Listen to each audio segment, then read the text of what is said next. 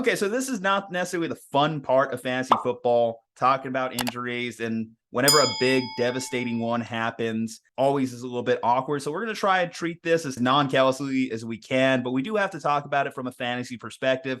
Tua got injured in this Thursday night game against the Cincinnati Bengals. He left in the second quarter after a big sack, hit the turf. There was some speculation online as to did he have this concussion lingering. We did get some positive news, though. He is traveling back with the Dolphins to Miami. He is on that team playing. So that's a positive sign. Hard to tell with concussions. They can linger. They could be nothing. They could be something. We'll just have to wait and see. Teddy Bridgewater took over for him in that game. I mean, they had a touchdown drive with Teddy in there, but the Dolphins offense is obviously going to take a huge hit with this. This means guys like Tyreek are going to take a hit with it. This means guys like Waddle are going to take a hit with it. Andrew Hohman, what are your early thoughts following the injury to Tua? Man, this was just a rough injury. That was such a horrible play to watch. Made me sick at my stomach. It's going to be tough for Teddy Bridgewater or anybody to go in there and do what Tua can do. I mean, it sucks. We didn't get to, but for one game, really get to see what Tua can do. That 6 touchdown game was outstanding.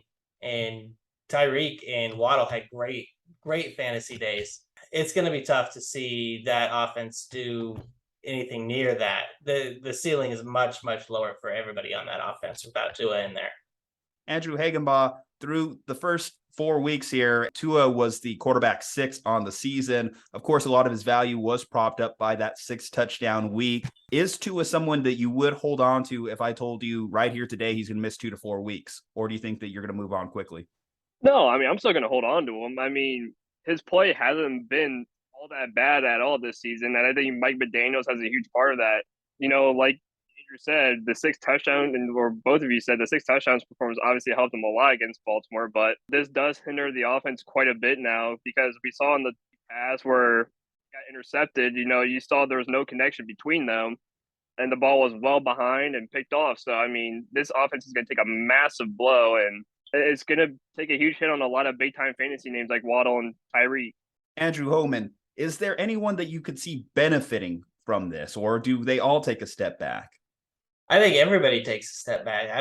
There's no positives to this at any position in the Miami offense. Everybody is downgraded. The falling possessions following the touchdown drive, punt, field goal, punt, interception, losing the ball on downs towards the end of the game. Now, I mentioned this even with Tua in the lineup, that the Dolphins' best case scenario were offense that was going to average throwing the ball 20 to 25 times a game. Now with Teddy Bridgewater in the lineup, I think that pushes that ceiling more to 15 to 20 pass attempts per game, which, again, you're just going to have to ask your playmakers to do a lot with that. Teddy doesn't have much of a deep ball, so guys like Tyreek take a huge hit there. This is where you're really going to test Mike McDaniels from a play calling standpoint, what he's able to do with a backup quarterback in Bridgewater with a limited ceiling. I think a guy like Waddle can be okay. I think a guy that's going to live and breathe in the short and intermediate routes like Waddle will be fine.